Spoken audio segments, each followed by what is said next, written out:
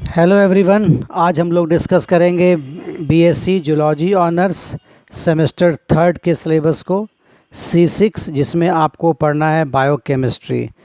यहाँ पर भी आपको 4 यूनिट पढ़ने हैं और जो फर्स्ट यूनिट है दैट इज़ दी बायोमॉलिक्यूल। और बायोमॉलिक्यूल में फ़र्स्ट टॉपिक आपको पढ़ना है अमाइनो एसिड। तो अमाइनो एसिड जो है वो प्रोटीन का यूनिट है। तो अमाइनो एसिड जो हैं, अमाइनो एसिड का जो टोटल नंबर है वो 1000 है। नेचर में हम लोगों के पास 1000 अमाइनो एसिड पाए जाते हैं और 1000 अमाइनो एसिड में हमारे पास 35 जो हैं प्रोटीन बनाने के लिए हैं और 35 में हमारे पास 22 जो हैं वो क्या हैं, तो स्टैंडर्ड अमाइनो एसिड हैं। लेकिन आपके टेक्स्ट बुक में अभी 20 अमाइनो एसिड की बात होती है, जिसमें कि 2 जो है वो अभी न्यूली डिस्कवर्ड है। जो न्यूली डिस्कवर्ड है वो जो अमाइनो एसिड है वो सेलिनोसिस्टीन है, है। और दूसरा जो है वो है पायरोलाइसिन है। ये 2 नए अमीनो एसिड जो डिस्कवर्ड किए गए हैं। सेकंड टॉपिक जो पढ़ना है वो प्रोटीन पढ़ना है। और प्रोटीन के बारे में आपको पढ़ना क्या है, तो प्रोटीन का क्लासिफिकेशन, उसका स्ट्रक्चरल ऑर्गेनाइजेशन एंड उसका कॉन्फॉर्मेशन। तो प्रोटीन को क्लासिफाई करते हैं तो आप क्या बोलते हैं कि वैरायटी ऑफ प्रोटीन्स होते हैं। ऐसे प्राइमरी है, सेकेंडरी है, टर्शियरी है, ठीक है। उनका स्ट्रक्चरल ऑर्गेनाइजेशन कैसा है, ठीक, कैसे वो बॉन्डिंग बना के बनते हैं, ठीक है। थर्ड क्या है, थर्ड जो पढ़ना है वो आपको पढ़ना है कार्बोहाइड्रेट के बारे में। तो कार्बोहाइड्रेट का स्ट्रक्चर कैसा होता है, यानी कि उसका जो केमिकल फार्मूला है या उसका जो मॉलिक्यूलर फार्मूला है वो कैसा होगा, उसका क्लासिफिकेशन। तो कार्बोहाइड्रेट जो है वो 2 तरह के होते हैं, ठीक है। एक होता है आपका शुगर, दूसरा होता है पॉलीसेकेराइड, ठीक है। और शुगर को भी क्लासिफाई करते हैं आप मोनोसेकेराइड में और क्लासिफाई करते हैं ऑलिगोसेकेराइड में। पॉलीसेकेराइड को आप क्लासिफाई करते हैं होमो पॉलीसेकेराइड में और हेट्रो पॉलीसेकेराइड में। और उसका बायोलॉजिकल सिग्निफिकेंस क्या है, ठीक है। नेक्स्ट पढ़ना है आपको है लिपिड के बारे में। तो सेम पढ़ना है कि लिपिड का स्ट्रक्चर कैसा है, यानी कि लिपिड का जो केमिकल कॉम्पोजिशन है वो क्या है। तो लिपिड जो है वो बना हुआ होता है फैटी एसिड से और बना होता है ग्लिसरॉल से। तो ग्लिसरॉल लिख दो या फिर आप अल्कोहल लिख दो, बात सेम है, क्योंकि सबसे सिंपलेस्ट अल्कोहल जो है वो दैट इज़ दी ग्लिसरॉल। ऐसे ही लिपिड का जो क्लासिफिकेशन है, तो लिपिड सिंपल लिपिड है, कॉन्जुगेट लिपिड है और डिराइव्ड लिपिड है। Simple lipid is only composed of fatty acid and glycerol, और कॉन्जुगेट जो है वो बना होता है fatty acid plus glycerol plus additional group से होता है। और जो डिराइव्ड लिपिड होते हैं they are either derive from the simple lipid और फ्रॉम द कॉन्जुगेट लिपिड, ठीक है। उसके बाद इसका भी हम लोगों को सेम पढ़ना है बायोलॉजिकल सिग्निफिकेंस की, उसका बायोलॉजिकल सिग्निफिकेंस क्या है, लिपिड का क्या यूज़ है हमारे बॉडी में। नेक्स्ट टॉपिक आपको पढ़ना है इंजाइम। तो इंजाइम पता है हम लोगों को कि इंजाइम जो है वो क्या है, बायो कैटलिस्ट है, ठीक है। और इसका जनरल प्रॉपर्टी पढ़ना है कि इंजाइम की प्रॉपर्टी क्या क्या होती है, कैसे पता करेंगे कि कोई प्रोटीन जो है वो इंजाइम है। ऐसे ही पढ़ना है हम लोगों को मेजर क्लासेस ऑफ इंजाइम, कि कौन कौन से मेजर क्लास जो हैं वो इंजाइम के होते हैं। तो इंजाइम का बेसिकली जो क्लासिफिकेशन है वो वही बताया गया है on the basis of the reaction, कि कैसा रिएक्शन वो परफॉर्म करवा रहा है, उसके बेसिस पे उसको हम क्लासीफाई करते हैं।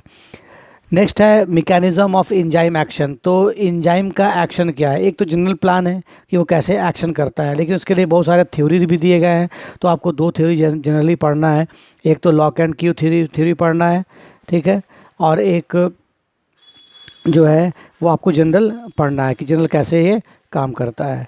उसके बाद आपको पढ़ना है न्यूक्लिक एसिड के बारे में। तो न्यूक्लिक एसिड जो है वो आपका न्यूक्लियस में पाया जाने वाला एसिड लाइक केमिकल कंपाउंड है, और वो बेसिकली बस 2 ही है, एक तो आपका डीएनए है और दूसरा आपका आरएनए है। तो यहाँ पर आपको डीएनए का स्ट्रक्चर पढ़ना है कि डीएनए का स्ट्रक्चर कैसा होता है। तो डीएनए जो है वो केमिकली बना हुआ होता है आपका शुगर से, फॉस्फेट से और नाइट्रोजन बेस से। और नाइट्रोजन बेस जो है वो 2 तरह के होते हैं, प्यूरिन होता है और पैरिमिडिन होता है। प्यूरिन जो होते हैं वो 2 तरह के हैं, तो एक एडेनिन है और एक ग्वानिन है। पैरिमिडिन जो है वो साइटोसिन है और थाइमिन है, ठीक है।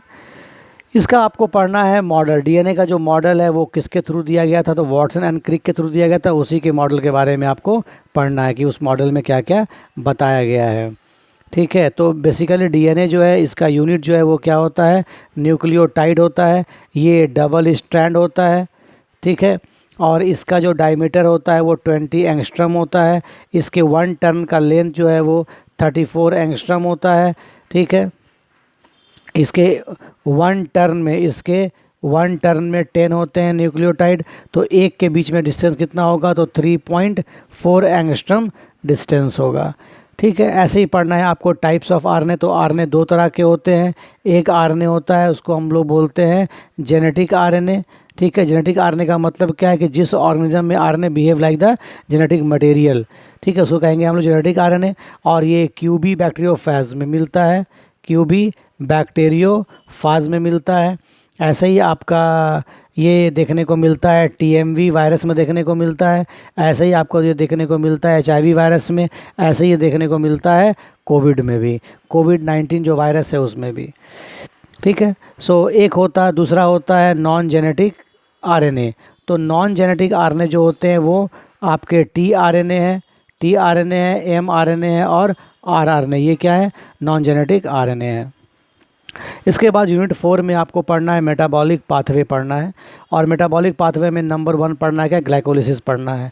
तो ग्लाइकोलिसिस जो है वो क्या है, ग्लूकोज का ब्रेकडाउन है into the pyruvic acid. This is called glycolysis. ठीक है, और ये ग्लाइकोलिसिस का जो परफॉर्मेंस है, ये जो परफॉर्मेंस है वो कहाँ पर होता है, तो सेल के साइटोप्लाज्म में होता है। ये एरोबिकली भी होता है और ये एनएरोबिकली भी होता है। और फाइनली इसी से एटीपी भी बनता है। नेक्स्ट इसमें पढ़ना क्या आपको, नेक्स्ट पढ़ना है इसमें आपको क्रेब साइकिल पढ़ना है। क्रेब साइकिल जो है वो कहाँ पर होता है, तो माइटोकॉन्ड्रिया में होता है। माइटोकॉन्ड्रिया कहाँ पर होता है, मैट्रिक्स में होता है। ठीक है, क्रेब साइकिल क्योंकि all the enzyme present in the matrix of the mitochondria. ठीक है, क्रेब साइकिल, तो इससे भी क्या बनता है, एटीपी का फॉर्मेशन होता है। एंड लास्ट पढ़ना है आपको बीटा ऑक्सीडेशन। देखिए इसका कंप्लीट नाम है beta oxidation of fatty acid. यानी कि जो फैटी एसिड को अगर आप पढ़ते हैं, अगर आप देखते हैं फैटी एसिड को, तो फैटी एसिड जो है वो होता क्या होता है, तो अल्काइल ग्रुप होता है। इसके सेंटर पे हाइड्रोकार्बन चेन होते हैं, CHN कर दीजिए, आया ना। और फाइनली क्या होता है, कार्बोक्सिल ग्रुप होता है। तो जो हाइड्रोकार्बन का जो चेन होता है ये लॉन्ग चेन होता है। और ये मान लो कि कार्बोक्सिल ग्रुप है, तो इसको अल्फ़ा कार्बन बोलेंगे, इसको बोलेंगे हम लोग बीटा कार्बन।